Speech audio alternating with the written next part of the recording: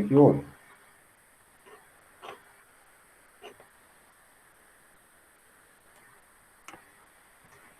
Aconteceu alguma coisa?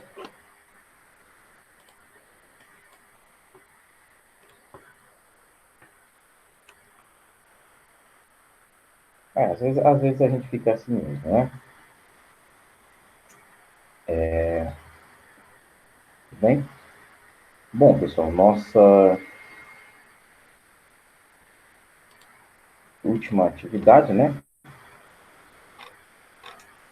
No caso, nossa última leitura, que por sinal foi feita na segunda-feira, né? A gente encerrou lá na página 200, aliás, e 242, quando a gente estava falando de países desenvolvidos, países subdesenvolvidos, estávamos falando do continente americano, dos níveis de desenvolvimento, das diferenças dos níveis de desenvolvimento, esse fone está conectado, né?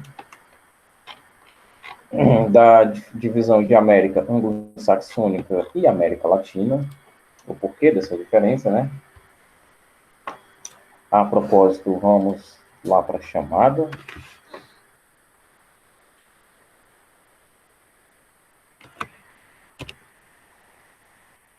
Dia 5, né? Vamos lá. Ana Beatriz, só coloca um ok aqui, tá bem? Estou vendo ela aqui. Ângelo Rian. O nome que eu chamar, você só coloca o ok aqui, tá bem? O Ângelo não se encontra. Rudissa Ellen. Guilherme, já até falou comigo. Antônio Cauã. Cauã se encontra. Parece que não. Cecília. Francisca Larissa Pereira. Francisco Roger. Eu acho que ele pôs o nome aqui. Deixa eu chamar, tá, pessoal? Senão vocês vão me confundir aqui. Gustavo. Gustavo se encontra. Yasmin. Yasmin Narciso. Acho que eu vi o nome dela aqui. Isabelle Almeida. Isabelle Almeida. Não. Isis Lara. Caroline Lima.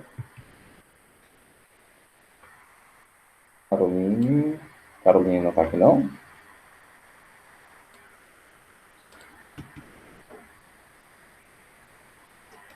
Tá, ok. Letícia Nascimento. Maria Clara, já vi, aliás, depois da Letícia tem a Lívia, desculpe. Lívia, estou vendo a foto dela ali. A Maria Clara, Maria Isabelle já até falou comigo. Caroline Ribeiro. Caroline Ribeiro, acho que não vi o nome dela aqui, não. O Marlon Emanuel. A Milena tá aqui. E a Stephanie. Pronto. Show. Bom, continuando o nosso refresh de memória, né? Até para quem não estava na aula, que eu estou vendo que tem algumas pessoas que estão presentes agora e que não estavam na aula passada, certo? Nós estávamos vendo, pessoal, questões sobre a América, né? A gente já tinha penetrado nisso no começo do capítulo. Vimos sobre a regionalização segundo língua e economia, né? A população nativa e a população dos colonizadores, no caso dos dominadores. Fiquei questões um pouco até óbvias, né? Mas que são interessantes de ser ditas, como, por exemplo, os Estados Unidos da América foram colonizados pela Grã-Bretanha, pela Inglaterra, né? Não é à toa que eles falam inglês, certo? Assim como não é à toa que alguns países da América Central falam espanhol, porque foram os espanhóis que colonizaram aquelas terras. E também não é à toa que a gente fala português, porque os nossos colonizadores foram os portugueses, certo? E a gente notou que isso também ocasionou uma certa deturpação, vamos dizer assim, uma certa distorção da cultura que havia aqui, que foi supressada pela cultura do colonizador. Eu expliquei para vocês que, por exemplo, os africanos que chegavam aqui, vamos falar do índio, né, que já estava aqui. O índio passou a ser chamado pelos portugueses por nomes de portugueses. Eles não queriam que os índios continuassem se comunicando com a sua língua, né, no caso Tupi-Guarani, e se chamando pelos seus nomes. E a gente nota isso mais forte ainda nos escravos que foram trazidos para o Brasil. Eles eram proibidos de falar o seu idioma nativo, o seu idioma lá da África, dos países africanos, né? Então, lá tem várias variações linguísticas. Eles eram proibidos de falar seu idioma e, inclusive, quando ele chegava aqui, a primeira coisa que o dono dele fazia, a pessoa que o comprou, era lhe dar um nome que não era o seu nome original, é claro. Isso para que houvesse essa esmagadora quebra da cultura daquela pessoa que chegava aqui. Era totalmente perdida a sua cultura. Ele não tinha mais identidade, não tinha mais nome, não tinha mais memória histórica que eu estou falando, não podia cultuar os seus deuses, não podia exercer seus costumes. A gente nota essa cultura nativa contra a cultura do dominador. Isso falando das Américas, tá? A gente está falando só das Américas. Falamos das definições de América Latina e América Anglo-Saxônica. Falamos das Américas emergentes, das subdesenvolvidas, no caso, das em desenvolvimento e dos países, aliás, desenvolvidos. Chegando assim, lá na página 242. A gente leu o comecinho, mas a gente vai retomar, tá certo? Então, faltava essa, falta energia. Canadá, página 242, tá bem? Países desenvolvidos. Canadá e Estados Unidos destacam-se no ponto de vista econômico e social e apresentam elevados produto interno bruto e índice de desenvolvimento humano, bem como desenvolvimento de tecnologias modernas e sofisticadas. Os países emergentes, né, que são os países em desenvolvimento, México, Argentina e Brasil foram as primeiras nações da América Latina a apresentar um crescimento econômico e industrial acelerado. Tem como característica principal o desenvolvimento industrial tardio e dependente, pois ocorreu após ao dos países ricos, cuja tecnologia de cuja tecnologia dependiam. Hoje apresentam um relativo dinamismo no aspecto industrial, intensa exportação e sucessivos aumentos nos índices nos índices sociais, aliás, em relação aos outros países periféricos. O que é um país periférico, né? Tudo que é periférico, pessoal, não é que faz relação com periferia, tá bom? Periférico é necessariamente aquilo que está ao redor, tá bem? Não é à toa que a favela a gente chama de, vamos entender assim, né? De uma maneira mais grosseira, de periferia. Porque a gente tem, vou pegar aqui alguma coisa para ilustrar, esse carregador que vai resolver. A gente tem aqui o centro urbano, né? A grande metrópole, e ao lado dela é onde se localizam as favelas, né? As comunidades. Ficam ali circunvizinhando. Então, para não chamar de países vizinhos, o texto chamou de países periféricos, tá bom? Os países periféricos desses países que ele falou: Argentina, Brasil e México. Países periféricos do Brasil: Cuba, Chile, Chile não, né? Chile é periférico da Argentina.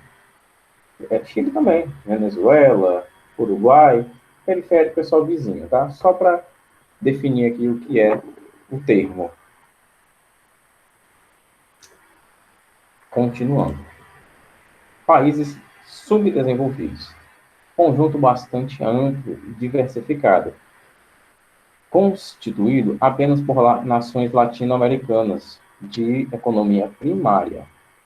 Há, no entanto, certa especialização produtiva o que torna, aliás, necessária uma subdivisão. Economia baseada no extrativismo mineral e economia direcionada para a agropecuária. Vamos só voltar aqui no comecinho da página, certo? Constituído apenas por nações latino-americanas de economia primária. Alguém aqui sabe me dizer, né? E eu acho que eu falei isso aqui, eu tenho certeza, aliás, que eu falei isso aqui. O que é a economia primária? O que é o setor primário da economia? Vamos lá, pessoal. Vocês sabem? Vocês lembram? Não. Que surpreendente. A economia, pessoal, é dividida em três, tá bem? A gente tem o setor primário, consequentemente, o setor secundário e o setor terciário. Num resumo mais amplo, vamos dizer assim, resumo amplo, isso foi engraçado. Num resumo mais rápido, o setor primário, ele engloba a agricultura, né, a agropecuária também, e o extrativismo, né, a extração de minerais. No caso, a resposta da minha pergunta está até nos tópicos aqui. Extrativismo mineral e agropecuária. O setor secundário da economia é o setor da transformação de ambiente, a transformação da paisagem. No caso, a gente pode entender como o setor da construção, certo? É o setor secundário da economia. E podem entender desse jeito. Tudo que sobra é o setor terciário. É venda de bens, de produtos e de serviços. Ah, quer dizer que deixa eu ver, um professor, um advogado, um médico e um farmacêutico estão no setor terciário da economia porque eles vendem serviços. É isso, professor. É isso mesmo. Quer dizer que o seu Antônio, daquela mercearia pequenininha, e o dono do Carrefour estão no setor terciário da economia, porque eles vendem bens, vendem produtos. É isso, professor? É isso mesmo, certo? É o setor de vendas de bens, de produtos e de serviços. Se você conhece alguém que vende um serviço, seja lá qual for, ele está dentro do setor terciário, tá bem? E eu tenho quase certeza que vocês viram isso aqui no sétimo ano.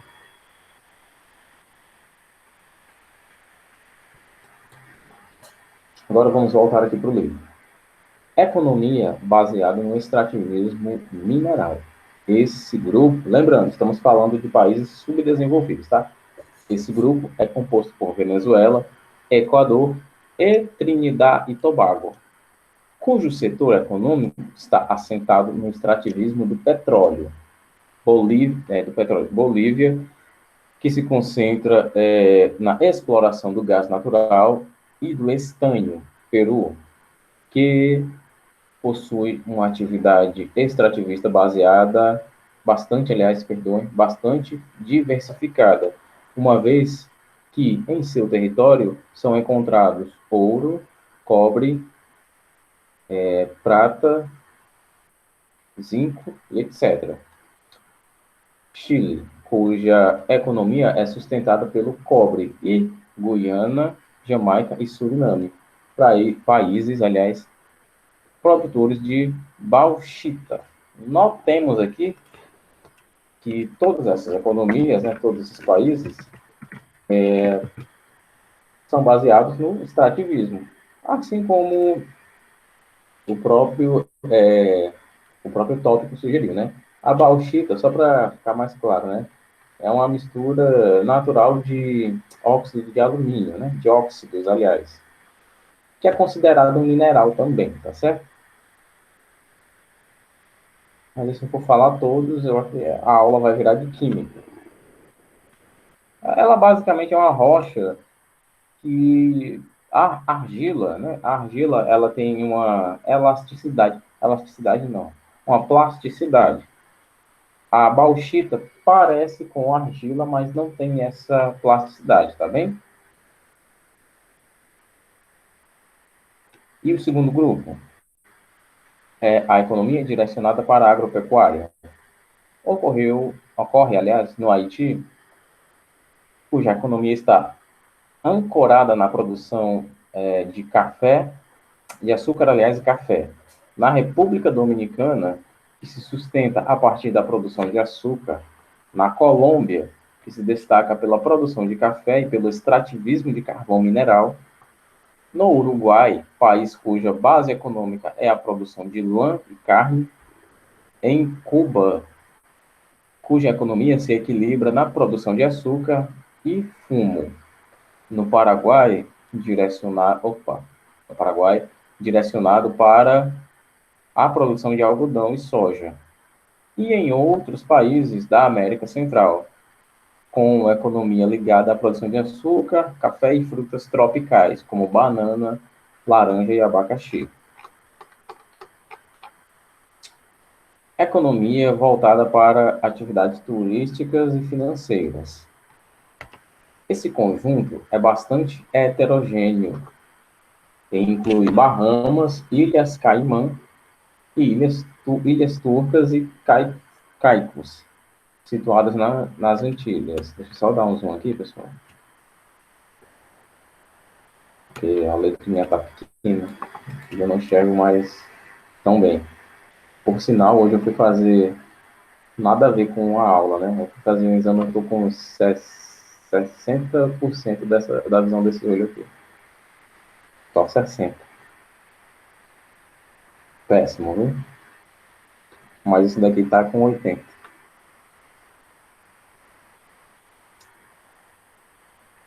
Continuando. Devido às características do Mar do Caribe, com águas claras, de flora e fauna riquíssimas, fazem do turismo uma grande fonte de riquezas que atraem em torno de 15 milhões de turistas por ano, tá certo? A receita desses países depende dos milhões de dólares que são deixados anualmente pelos turistas. Receita que a gente está falando de dinheiro, né?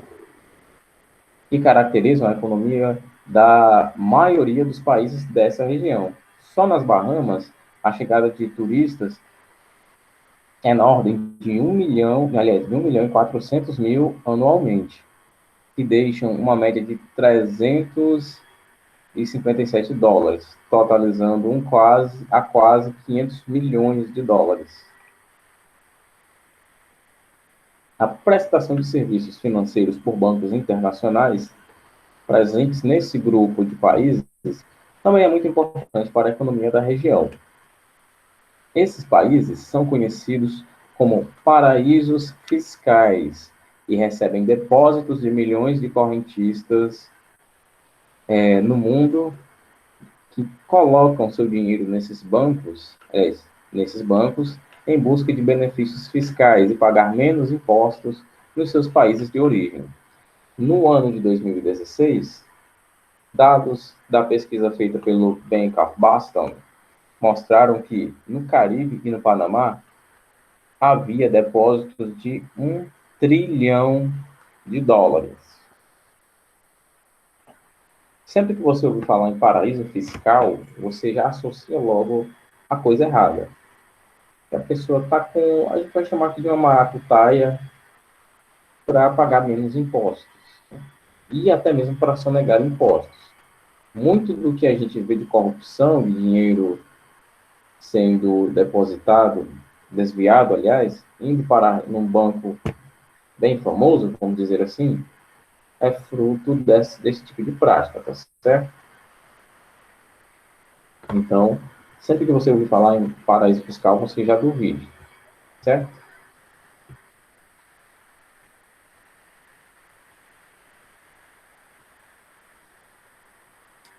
Vamos lá. Até agora, pessoal, até aqui, eu acho que eu estou indo rápido. Até agora está tudo ok? Todo mundo está entendendo?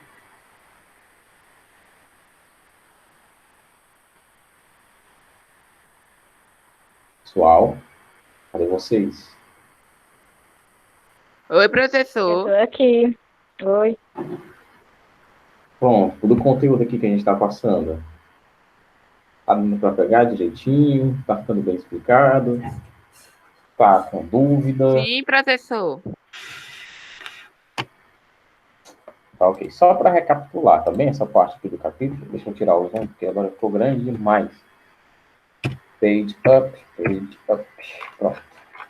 O que a gente viu aqui foram países desenvolvidos, os emergentes, que são os países em desenvolvimento, e os subdesenvolvidos, falando de América, tá bom? Estamos falando das 3 Américas.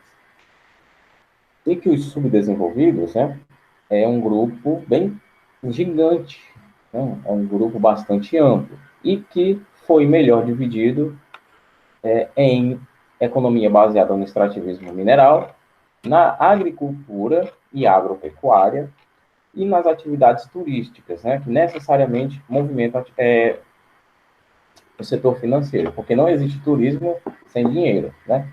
De maneira nenhuma você vai ver isso. Turismo já envolve dinheiro por si só. É um resumo dessa parte do capítulo, tá bom?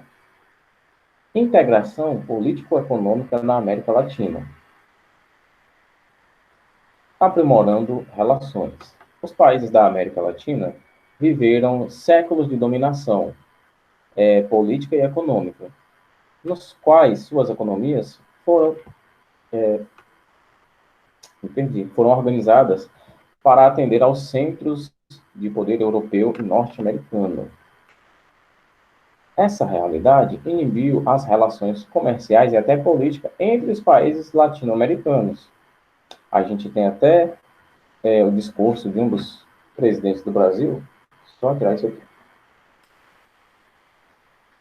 onde ele fala que por muitos anos a economia brasileira foi pautada no seguinte: olhando para a Europa, olhando para os Estados Unidos.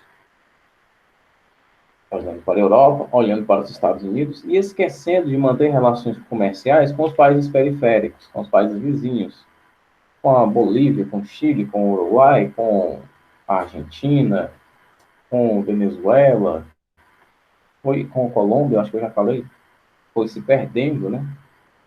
Os investimentos, as relações econômicas e políticas com esses países. Por quê? Porque os países da América Latina visavam atender às necessidades europeias e norte-americanas.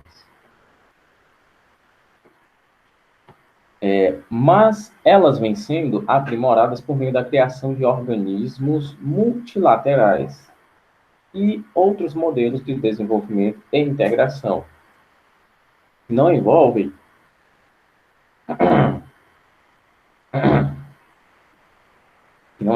apenas trocas comerciais. A Venezuela, o Brasil e a Argentina são protagonistas nessa mudança. Socialismo bolivariano. Na Venezuela, no governo de Hugo Chávez, aliás, houve uma série de mudanças sociais radicais. O ex-presidente nacionalizou empresas transnacionais, quebrou o monopólio da imprensa e criou, no meu livro aqui tem um pequeno erro, criou estímulos,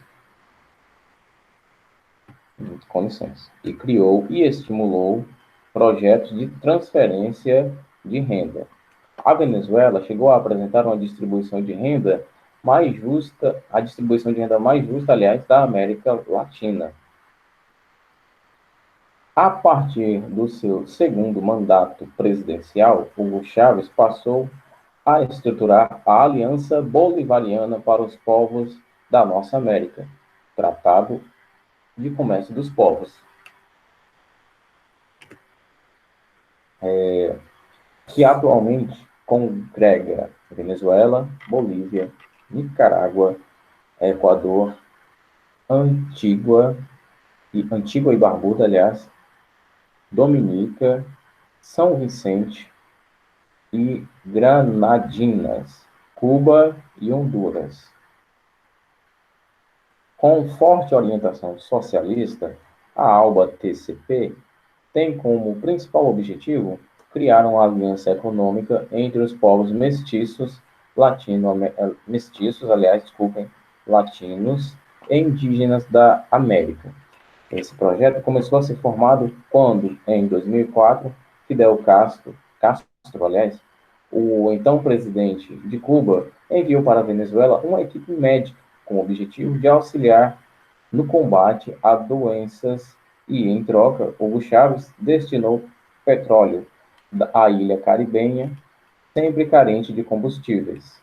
O presidente boliviano Evo Morales incluiu em 2006 seu país no grupo.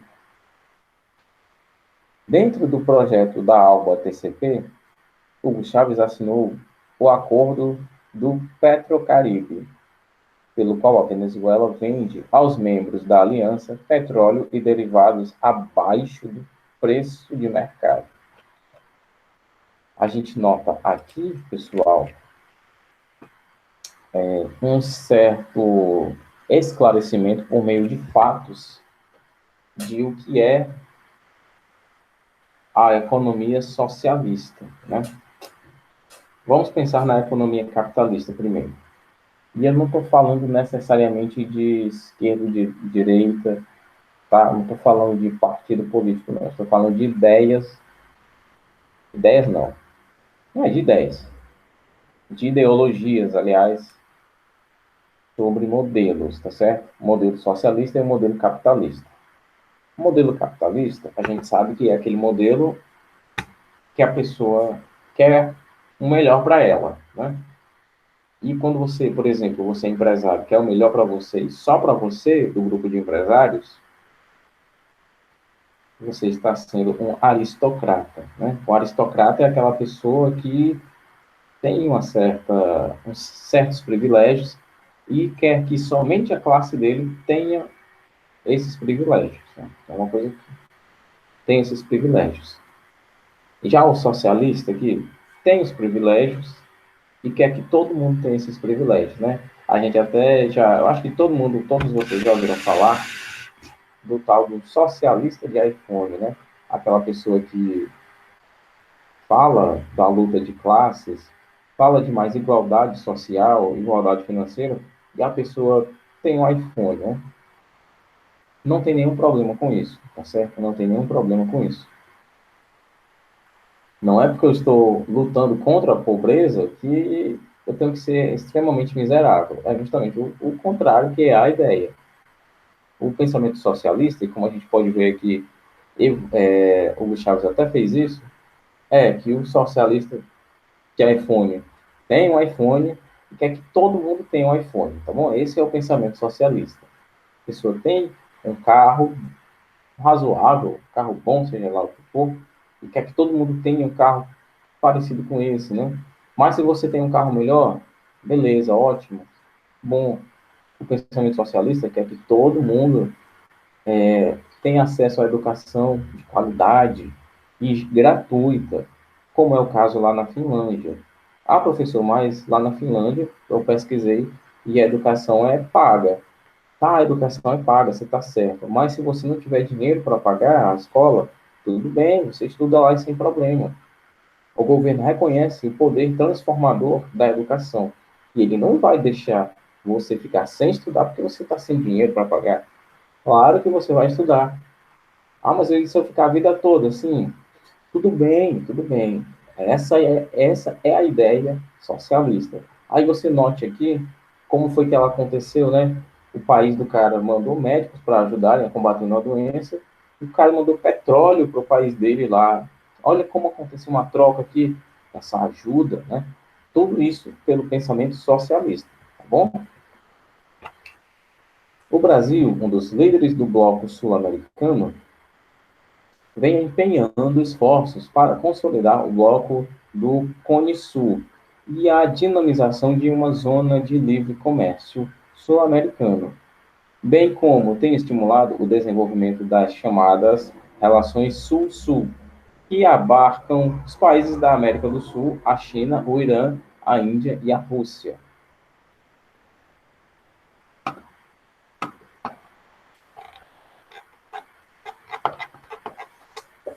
Vamos lá, continuando. Essa integração evidenciou alguns resultados positivos. Venezuela, Cuba, Equador e Nicarágua, por exemplo, conseguiram, segundo dados da Unesco, livrar-se do analfabetismo, graças a essa integração socialista. E a Venezuela destinou os lucros do petróleo para o desenvolvimento social e pôs a população no centro das ações políticas e econômicas, com a finalidade de reduzir a pobreza, a fome, o analfabetismo e as disparidades sociais. Note, né, que nós tivemos aqui, como o próprio estudo nos sugere, que a Venezuela chegou a apresentar a distribuição de renda mais justa da América Latina. Há um certo equilíbrio aqui e há uma coisa para a gente conversar, preste atenção. A estrutura capitalista se dá da seguinte maneira: poucas pessoas têm muito, muita gente tem pouco. Né? Basicamente, esse é o começo da estrutura capitalista. Aí a gente nota que na Venezuela, embora tivemos sim registros de alguns impasses anos atrás, causados por uma certa pobreza geral da população, a gente nota que lá a renda é bem distribuída. Não é que o seu patrão vai ganhar 50 mil reais por mês e você vai ganhar só 500. Não faz sentido, né? Parece pouquíssimo. Não acontece por lá. Ah, professor, mas é por isso que lá é uma pobreza danada? Não diria que só por isso, né? O país lá também enfrenta seus problemas sociais, mas, diferente de muitos países capitalistas, lá, né, o Alfa TCP, aliás, ALBA TCP, esse conjunto de países, luta em equipe para erradicar, olha, analfabetismo, pobreza, fome, tudo isso. A gente tem que concordar que são ideais, aliás, de benefícios sociais muito bons. E é isso que ele quer com reduzir a disparidade social. O que é disparidade? São coisas que eu posso dizer que são invertidas, né? Polarização invertida, que é o positivo e aqui é o negativo. São ideias invertidas. No caso, a disparidade social é gente pobre demais, gente rica demais. É uma disparidade, tá tudo do contrário, certo? Unasul.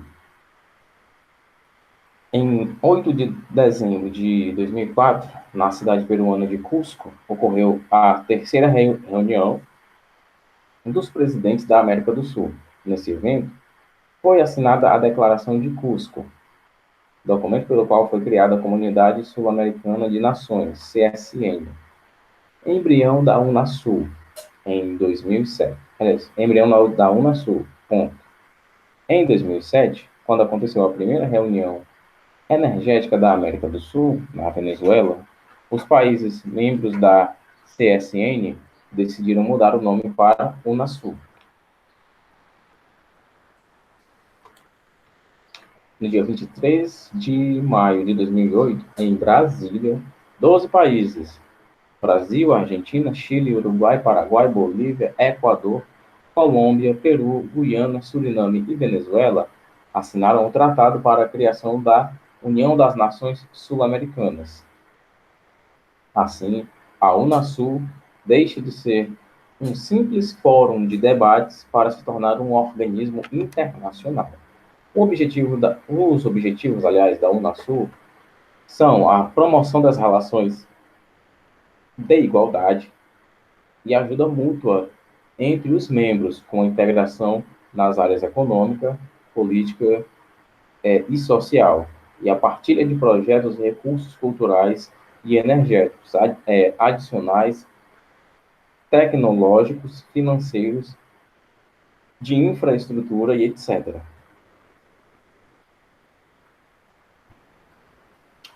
Vamos pensar aqui da seguinte forma. Novamente, essa ideia de socialista juntou vários países e juntos, olha só, dividiam até mesmo recursos naturais, né? Recursos educacionais, recursos tecnológicos, recursos financeiros.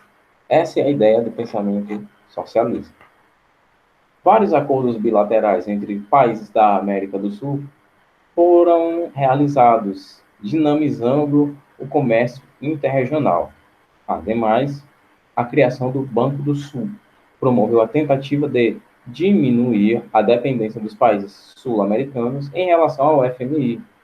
O projeto desse banco foi elaborado em 2006 pelo então presidente venezuelano Hugo Chávez e assinado em outubro de 2008 por Brasil, Equador, Venezuela, Bolívia, Argentina, Paraguai e Uruguai. Essa instituição tem como objetivo financiar o desenvolvimento dos países membros e reduzir a exclusão social por intermédio das reservas existentes na América do Sul. Até os dias atuais, o projeto não entrou em operação.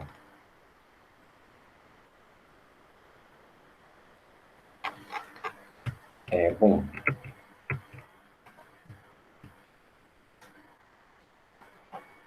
a gente não vai ter tempo de explicar em menos de um minuto, né? Em um minuto, aliás. Bom, pessoal, eu receio, né? Infelizmente a gente vai ficar por aqui, tá bom? No meu, faltam alguns segundos ainda. Só para retomar aqui, olha. Quem está presente aqui é só Ana Beatriz, o Rian, Guilherme, Roger, Yasmin, Lívia, Maria Clara, Isabelle Ferreira, Milena e Stephanie. Eu deixei de chamar alguém? A Só as Yasmin, chamadas. professor. Yasmin? Eu não chamei. Não, mas lá eu coloquei a presença dela, tá? Pronto. Então, essa é a aula de hoje, tá certo? A gente se vê novamente amanhã com produção textual, tá bom? Um abraço e até a próxima. Tchau, professor. Até. Até. Maria. Maria.